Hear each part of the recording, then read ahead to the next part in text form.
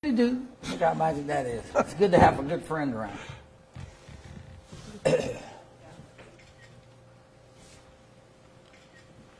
Everybody ready? Thank you for coming today, especially at such short notice, but in a very perilous time in our elections in North Carolina. Let me first say I'm Dallas Woodhouse, the Executive Director of the North Carolina Republican Party, here today on behalf of Chairman Hayes, Vice Chair Nix, and all of our party leadership, joined today by Charles Heltwig, our Wake County Chair, who filed the complaint about the Chair of the State Board of Elections and Ethics Enforcement, Andy Penry.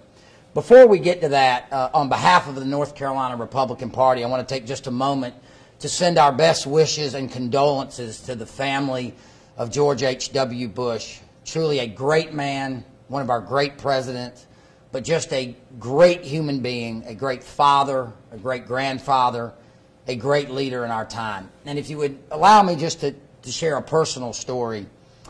You know, as I was driving here today, I passed my high school, Broughton High, which is only about a mile from here. I was early in my high school years when Vice President Bush was running for president in 1988. And my cousin, Eddie, who some of you know is on the Wake Board of Elections, worked at the Republican Party at the time, and he was able to slip me a couple of passes to get into a phenomenal rally that had President Reagan, Vice President Bush, at the time our candidate for governor for re-election, Jim Martin. There were thousands and thousands and thousands of people trying to get into the old Raleigh Civic Center, but I was able to slip in a line for college students, which I certainly was not, and able to get down close to the front, and I was hooked. I had such great respect for President Reagan and Vice President Bush that it was a meaningful moment that I was reflecting on today. And so on behalf of all the party, we just want to thank the Bush family for loaning George H.W. Bush to the country for so many years, and just setting a shining example of what a former president should be, just a true man of class, honor, distinction, and patriotism. As you know today, based on a complaint filed by the Wake County Board of Elections, which we had some input on, the chair of the North Carolina State Board of Elections and Ethics Enforcement resigned in disgrace due to overtly partisan and egregious behavior on his part. This was the correct move, and we were going to need the governor to make an appointment immediately, and I'll speak more to this later, that gives the people of North Carolina confidence again in their electoral system. The utter lack of transparency, the overt partisan nature of the leader of the Elections Board has destroyed any confidence that people in the 9th Congressional District and many people across the state have in the elections apparatus. And something has got to be done to fix this. We are not right now in a battle to see who is going to represent the 9th Congressional District. Mark Harris is going to represent the 9th Congressional District because he got more votes. He got more legitimate votes. There are not enough votes in question. The question that North Carolina is going to be put on trial is, can the leaders of this state and the governor restore confidence in our electoral process? Obviously, Charles Heltwig had a lot to do with this, and I think we want to turn it over to him to let him talk a little bit about why he filed the complaints and some of the things that concerned him. Yeah, thank you. Again, I'm Charles Heltwig, Chair of the Wake County Republican Party. When all this came to light, the tweets by former Chairman Penry, it was kind of shocking. It was hard to believe. Not that someone was partisan.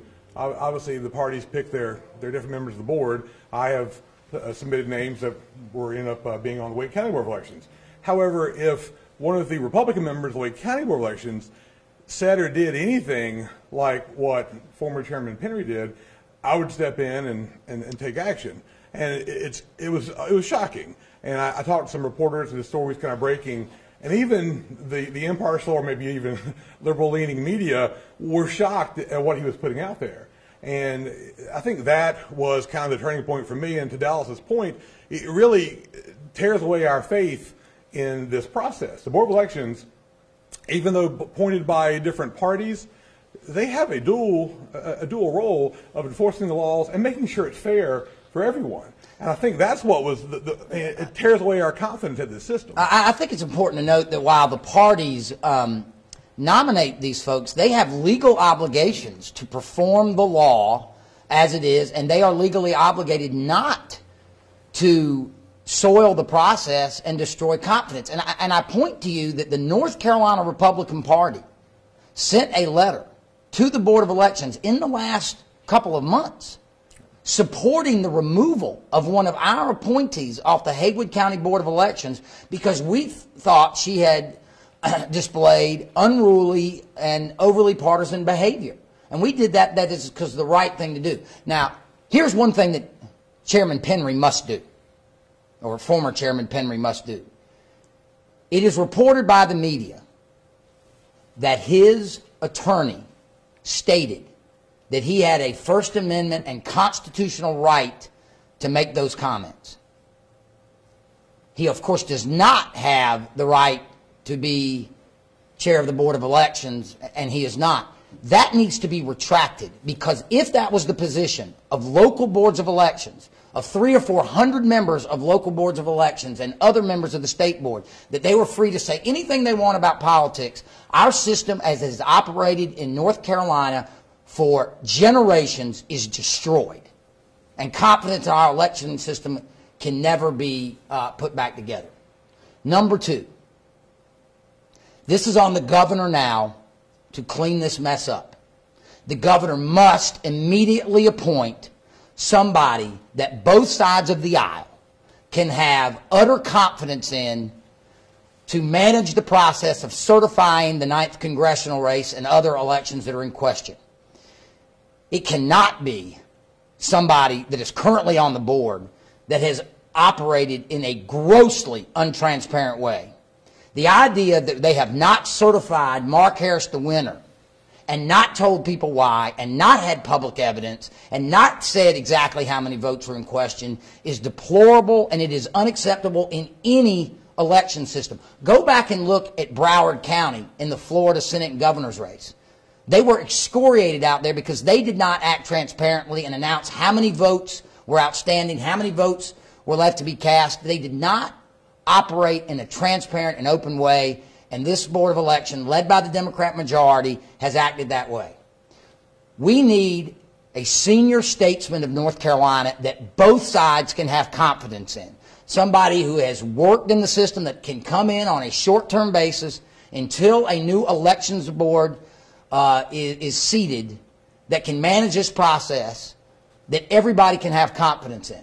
I'll give you just one suggestion.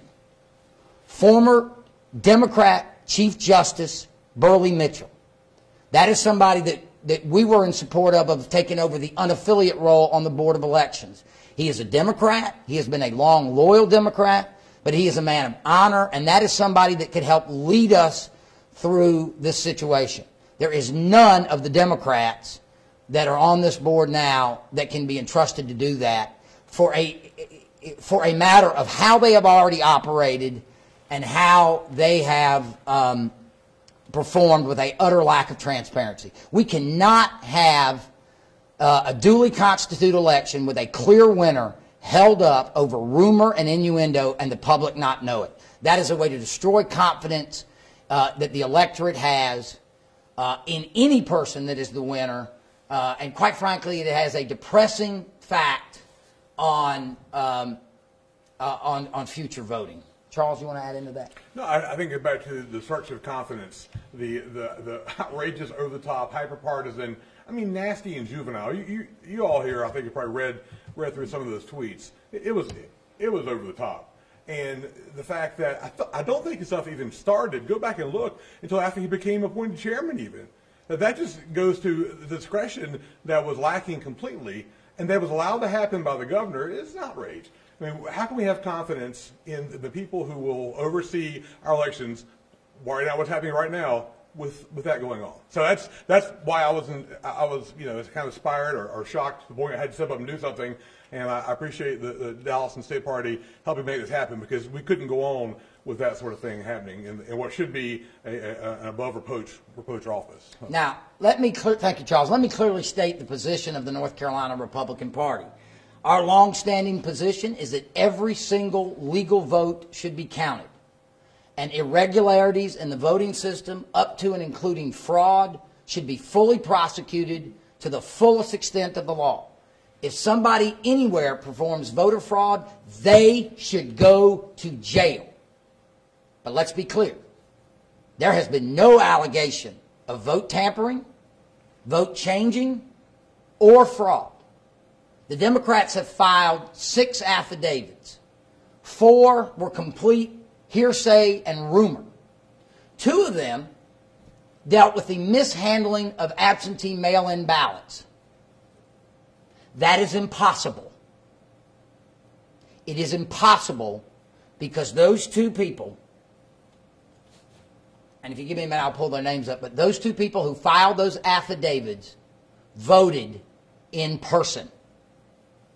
They went to an early voting site and cast their ballot.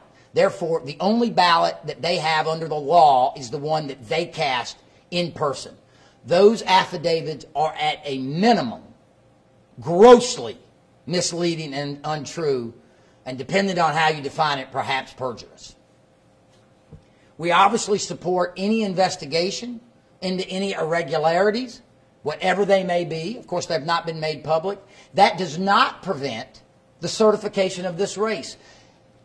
The governor needs to appoint a senior statesman that people can trust and have a hearing within the next week, make whatever they have public, and then immediately certify this race, because it is mathematically impossible for there to be enough mail-in ballots that can be in question in Bladen County to turn this race. It is simply not mathematically possible.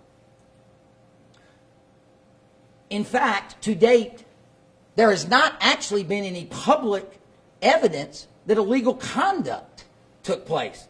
The Democrats' affidavits published in media reports do not give any indication as to what side the actions may have benefited.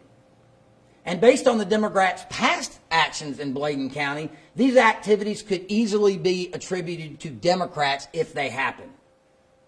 Nothing indicates any amount of votes would affect the outcome. And I remind you that certifying the race has nothing to do with prosecuting any wrongdoing.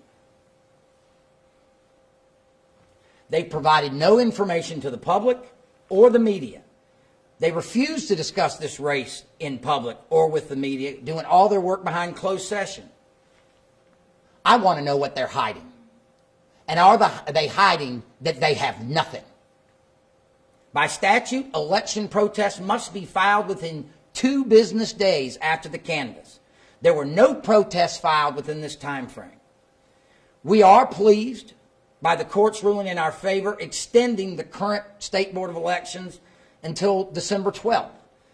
The Harris campaign went forward with that, as Republicans did, and we're glad to see the board extended. It needs to have a legitimate statesman as chair.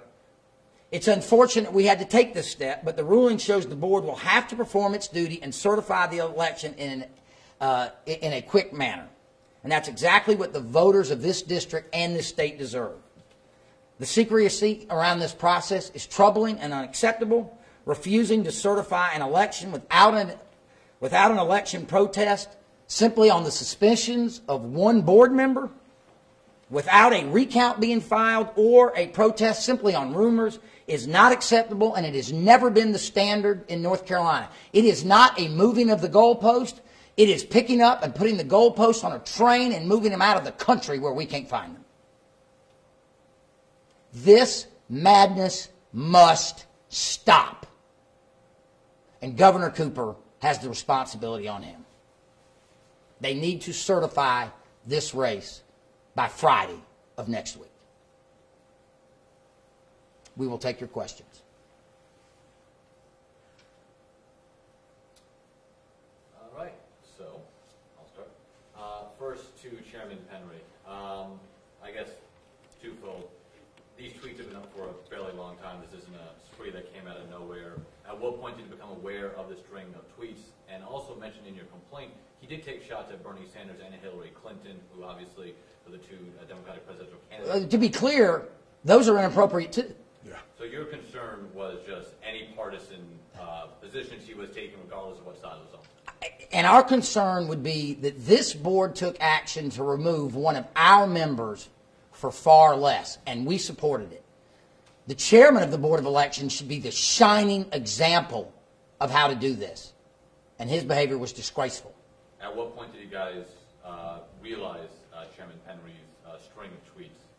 I think it was a build-up process. We were watching it for a while, and again, I go back to how shocking some of them were. Although all of us were pretty busy leading up to November, and there a couple times in there we probably could have come forward and said something, but frankly, we're all kind of tied up working hard on the elections. But when this is over with, sitting and looking at it, just the outrage got to be too much. It's the mean attack towards Holding for physical stuff, Trump, the childish, nasty rhetoric was just over the top and unbelievable. And then you go into this process now, and you look to have somebody who might actually, lead and give us confidence in the system, and you got this going on, and it was time.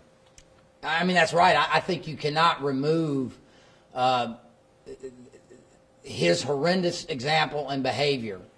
And then after we filed the complaint, to see that his attorney asserts that any Board of Election member ought to be able to say whatever they want. I mean, that should never be in the public lexicon. That would destroy our system.